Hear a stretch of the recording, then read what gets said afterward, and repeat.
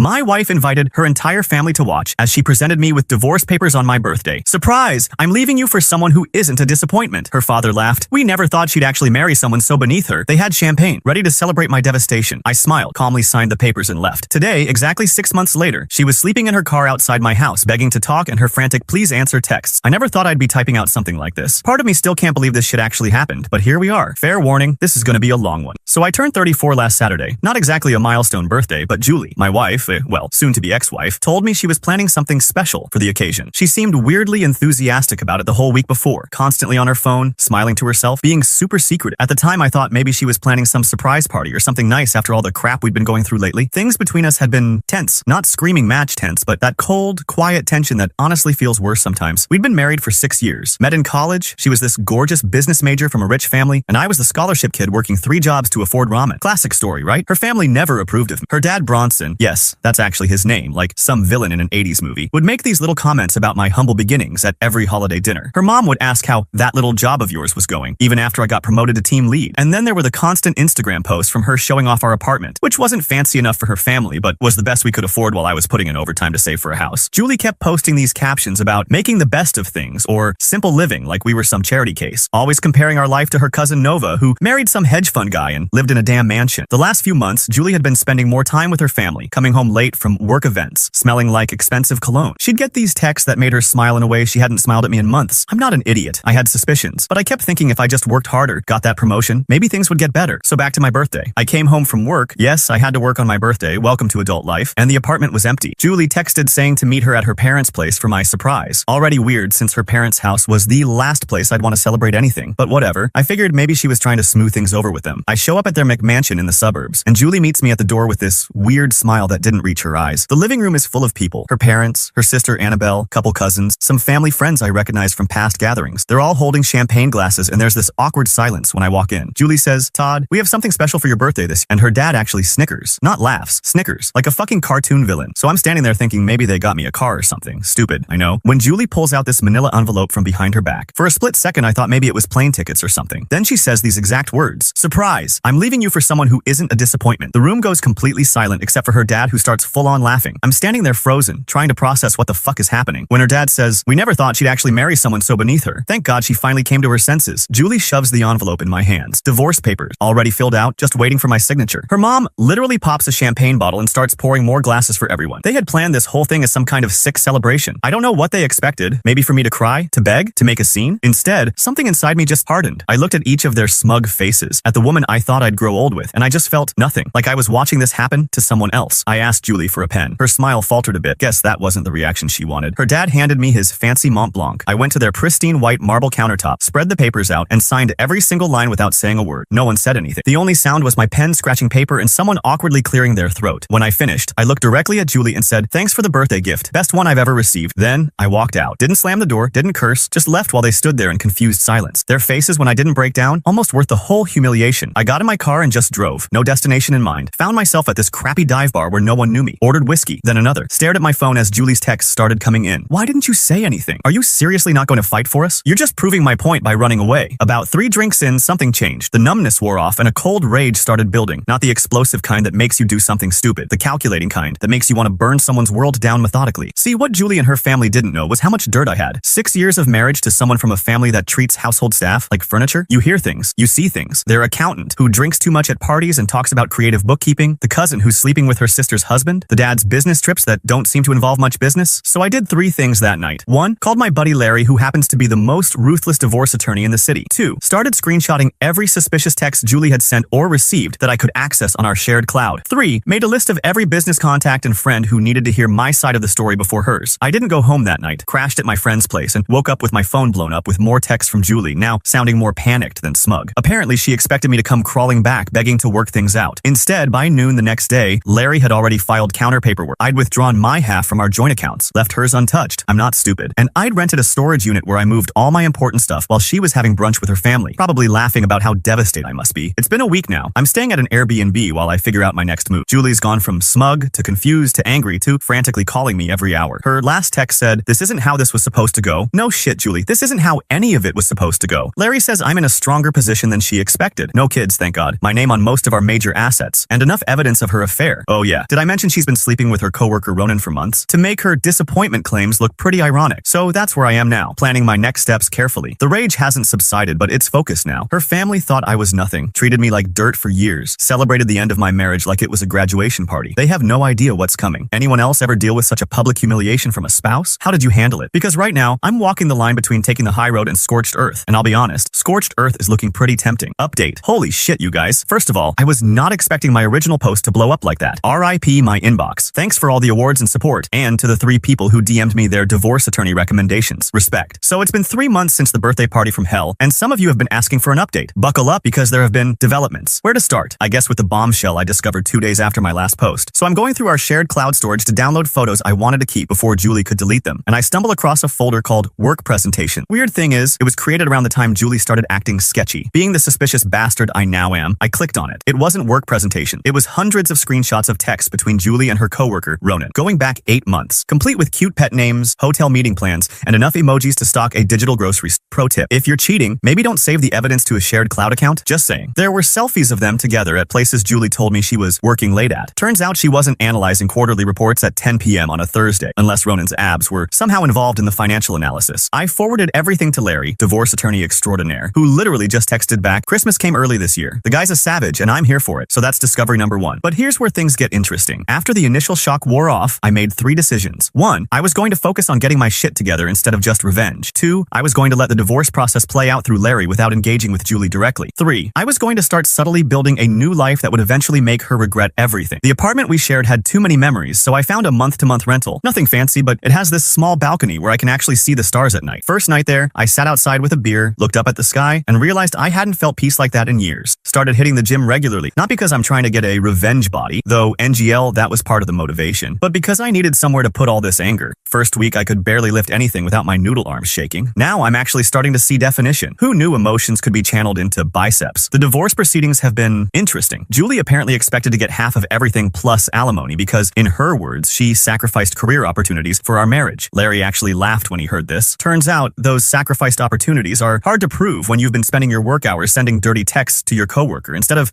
working. The affair evidence was our ace card. Julie's family had always positioned themselves as these perfect, upstanding community pillars. Her dad, Bronson, is always posting on LinkedIn about family values and integrity in business. The threat of their precious daughter's affair becoming public knowledge during divorce proceedings made them suddenly very agreeable to Larry's terms. One weird moment came when I was clearing out the last of my stuff from our apartment. Julie showed up unexpectedly. First time I'd seen her since the birthday ambush. She looked different. Hair all messy, wearing sweatpants, which she never did before. She started with this whole speech about how she made a mistake, how Ronan wasn't who she thought he was, how maybe we could talk about reconciliation. I just walked past her with my box of stuff and said I'd have my attorney contact hers if she had anything to discuss. The look on her face, like she genuinely couldn't comprehend that I wasn't falling to my knees with gratitude for this second chance, was honestly priceless. So here's where things stand now. The divorce is almost finalized. No alimony, thanks. Affair evidence. We're selling the apartment and splitting proceeds, though I let her keep most of the furniture since I'm starting fresh. I've reconnected with old friends Julie always hated. Remember my buddy Mike, who she said was a bad influence because he once brought grocery store wine to dinner instead of something fancy. Turns out he's still the same solid dude he always was, and now we hang out weekly for game nights. I started that side business idea Julie always laughed at. Nothing huge, just customizing vintage furniture. Something I always liked doing, but Julie thought was tacky. Made my first sale on Etsy last week. The profit was like $27 after expenses, but damn, it felt good. Here's where it gets juicy. Julie's family business, high-end real estate development, has hit some snags lately. Apparently, they had this big commercial project that lost its main investor. This happened right after I had lunch with my old college roommate who, plot twist, now works for that investor's company. Did I mention anything specific about Julie's family during lunch? Nope. Did I accept his LinkedIn connection request afterward? Absolutely. Julie's sister Annabelle reached out to me last week. She was always the only decent one in that family. Said Julie has been a complete wreck and Ronan dumped her after her dad tried to get him a better position at their company. Apparently, Ronan was only interested in Julie for her family connection. Shocked Pikachu face. Julie's Instagram has gone from daily posts about her hash-blessed life to complete radio silence. Meanwhile, I've been posting occasional updates, hiking trips, furniture projects, nights out with friends. Nothing flashy, just me living a normal, happy life. Her best friend accidentally liked one of my photos at 2 a.m., then quickly unliked it, so I know they're watching. Last night was what would have been our anniversary. I was sitting on my balcony, scrolling through Twitter, feeling pretty okay actually, when my phone lit up with a text from Julie. I know you probably hate me, but I can't stop thinking about where we would be if I hadn't ruined everything. I miss your terrible jokes and the way you always made coffee for both of us, even when we were fighting. The apartment feels so empty now. Ronan was a mistake. My family was wrong. I was wrong. Please, can we just talk? I'm not above begging at this point. I stared at that text for a full hour, typed and deleted about 15 different responses. In the end, I just put my phone down and went to bed without replying. crying. The thing is, 3 months ago, I would have given anything to get a text like that from her. Now, I'm not even sure what I want anymore. The anger is still there, but it's different now, less consuming. This morning, I woke up to find she'd sent 5 more messages overnight, each more desperate than the last. The final one just said, "I'm parked outside your building. Please come down." I looked out my window, and sure enough, there was her white Audi in the visitor parking. She was just sitting there, looking up at the building. I closed the blinds and made coffee. What would you do? Part of me wants to hear what she has to say. Another part thinks opening that door even a crack would undo all the progress I've made. And a small, petty part that I'm not proud of wants her to feel exactly what I felt that day at her parents' house. Life is weird, man. 3 months ago, I thought my world was ending. Now I'm actually starting to think whatever comes next might be better than what I had before. Final update. I never expected to be writing a third update to this saga, but life keeps throwing curveballs. For those just tuning in, check my post history for the full backstory. Basically, my ex-wife Julie ambushed me with divorce papers at my birthday party in front of her entire family, who literally popped champagne to celebrate getting rid of me. Classy stuff. So it's been exactly 6 months since that lovely birthday surprise. A lot has changed. I moved out of that month-to-month rental into an actual house. Nothing fancy, just a small 3-bedroom in a decent neighborhood, with a yard where I can finally get a dog. More on that later. The divorce was finalized 2 months ago, with surprisingly little drama in the end. Julie's family lawyer folded like a cheap lawn chair once Larry showed the receipts of the affair. My furniture side hustle has been doing okay. Not quitting my day job okay, but enough to fund my coffee addiction and pay for streaming services. I've got regular customers now who specifically request my style. Still weird to think people actually like the stuff Julie used to call tacky garage sale rejects. Anyway, I was having a pretty normal Thursday night. Ordered pizza, binging that new series everyone's talking about on Netflix. Honestly, it's mid, but I'm too invested to stop now. When my Ring doorbell notification goes off at like 11:30, I check it, thinking it's probably some drunk neighbor who got the wrong house again. Instead, I see Julie's car parked across the street, just sitting there, lights off. At first, I thought maybe she'd dropped someone off, but the car didn't move for over an hour. So I did what any normal person, ignored it and went to bed. But I couldn't sleep knowing she was just waiting out there. Around 1 in the morning, I checked the camera again, and her car was still there. That's when my phone started blowing up with texts. "Todd, please, I know you're home. I just need 5 minutes. I've been trying to reach you for weeks. Please answer. I've made a horrible mistake." And the kicker that actually made me get out of bed. I've been sleeping in my car for 2 days. I have nowhere else to go. I went to the window, and sure enough, I could see her reclined in the driver's seat of her Audi. The same car her daddy bought her for her 25th birthday that she once told me was entry level, even though it cost more than I made in 6 months. I debated what to do. Part of me, the petty part, wanted to just close the blinds and let her enjoy her car camping experience. But I'm not actually a monster, so I threw on sweats and a hoodie and went outside. The look on her face when I tapped on her window was rough. Her makeup was smeared, hair unwashed, wearing what looked like the same clothes from her last Instagram post 3 days ago. She scrambled to unlock the door, almost falling out in her rush to talk to me. First thing I noticed was the smell. Not like BO smell, but that stale, fast food and desperation smell you get from living in your car. Second thing I noticed was she'd lost weight. Like, a lot. Julie was always thin, but now she looked almost gaunt. She started rambling immediately, half crying, half talking. It took a minute to make sense of what she was saying. Apparently Ronan, a fair guy, wasn't just sleeping with her, he was also funneling information about her family's business to competitors. Once Julie's dad found out, he fired Ronan, who promptly dumped Julie and disappeared with a bunch of confidential info. But it gets better. Julie, in her infinite wisdom, had been covering for Ronan at work, changing reports to make his numbers look better because she was in love. When everything came to light, Daddy Dearest finally had enough and cut her off completely. No more job at the family business, no more allowance, no more paid apartment. She'd been couch surfing with friends for weeks, but had burned through everyone's goodwill. Her last roommate kicked her out for not paying rent, which is how she ended up sleeping in her car outside my house as a last resort. I couldn't help but ask why she didn't go to her parents' McMansion. That's when she dropped the bomb that her dad Bronson's business was under investigation for some shady financial stuff that Ronan had exposed. Turns out Mr. High and Mighty had been cutting corners and cooking books for years. Their assets were temporarily frozen, and they'd had to downsize dramatically while the investigation continued. The karmic justice was almost too perfect. I invited her inside, not because I was considering taking her back, but because it was cold, and I didn't need a hypothermic X on my conscience. She walked in and immediately started crying again, this time about how nice my place looked. It's literally just normal furniture with actual plants I've managed to keep alive, but compared to her living in a car, I guess it was the Ritz. We sat at my kitchen table, and I made coffee while she talked. The whole story came pouring out. How her parents had pressured her into the divorce after finding out about Ronan, convincing her she could trade up while taking half my assets. How they'd planned the whole birthday ambush as a way to humiliate me so I'd sign quickly without fighting. How she'd realized within weeks that she'd made a terrible mistake, but her pride kept her from admitting it. She actually said, and I quote, "I thought you'd fight for me." That's when I laughed. Not meanly, just the absurdity of it all. She orchestrates this public humiliation, tells me I'm a disappointment, serves me divorce papers on my birthday, and expected me to what? Beg her to reconsider? Write a heartfelt letter about how I couldn't live without her? I asked her what she wanted from me now. More tears? Then she laid it out. She wanted to try again. She'd learned her lesson and grown as a person. In 6 months, apparently. She had nowhere to go, no money, no job prospects. Her expensive degree was useless without Daddy's connection. She thought maybe she could move in with me while we figured things out. I let her finish. Then, I did something that surprised even me. I thanked her. I thanked her for the divorce, for showing me exactly who she and her family were, for forcing me to rebuild my life on my own terms. The past 6 months had been hard, but also weirdly liberating. For the first time since college, I was making making choices based on what I wanted, not what would please her or impress her family. She stared at me like I'd grown a second head. Then came more tears and bargaining. She'd do anything to fix things. She'd changed. She'd never appreciated what she had. I told her she could crash on my couch for one night because it was late and I wasn't sending anyone out to sleep in their car. But in the morning, she needed to figure out her next steps. Steps that didn't involve me. The look of shock on her face was almost comical. I don't think Julie had ever been told no in her entire life. Morning came, and I made breakfast because that's just what decent humans do. While we were eating, her phone rang. It was her dad. She put it on speaker, habit I guess, and I heard Bronson's voice for the first time since the birthday party. Gone was the smug condescension, replaced by something I'd never heard from him before. Desperation. Their business was barely hanging on. Investors were pulling out left and right. They needed help from someone with connections in the industry, and Julie had mentioned I'd been doing well. He actually asked if I would consider meeting with him to discuss potential opportunities for mutual benefit. I almost choked on my coffee. The same man who laughed at me for being beneath his daughter was now practically begging for my help. Julie looked at me with this weird mix of hope and embarrassment. I told Bronson I wasn't interested in any business arrangements with him, but I knew someone who might be able to help. Mia, the woman I'd been seeing for the past month. She's actually brilliant at helping struggling businesses rebuild their reputation. Just friends so far, but honestly, the healthiest relationship I've had in years. There was a long silence on the phone, then Bronson asked for her contact information. I gave it to him, ended the call, and looked at Julie. The realization was dawning on her face that not only was I not taking her back, but I'd moved on. She left an hour later with a backpack of essentials and an Uber to her sister Annabelle's place, who'd agreed to let her stay temporarily. As she was leaving, she asked if I would ever forgive her. I told her I already had, not for her sake, but for mine. Holding on to anger was exhausting, and I had furniture to refinish and a dog to adopt. Speaking of which, meet Max, the three-legged rescue pit bull I adopted last weekend. Tax included in post. He drools on my couch and steals my socks, but he's the best decision I've made in years. So that's the end of the Julie saga. 6 months from champagne celebrating my devastation to sleeping in her car outside my house. Life comes at you fast. I don't know what happens next for her. I hope she figures her shit out. I hope her family learns something from all this. But mostly, I'm just looking forward to all the things I never got to do when I was trying to fit into their world. Traveling without worrying about luxury accommodations. Making furniture without being told it's embarrassing. Getting a dog that sheds all over everything. For those who followed this whole crazy story, thanks for the support, the advice, and occasionally calling me out when I was being a dick. It helped more than you know. Anyone else come out the other side of a nightmare and realize it was actually the best thing that ever happened to you?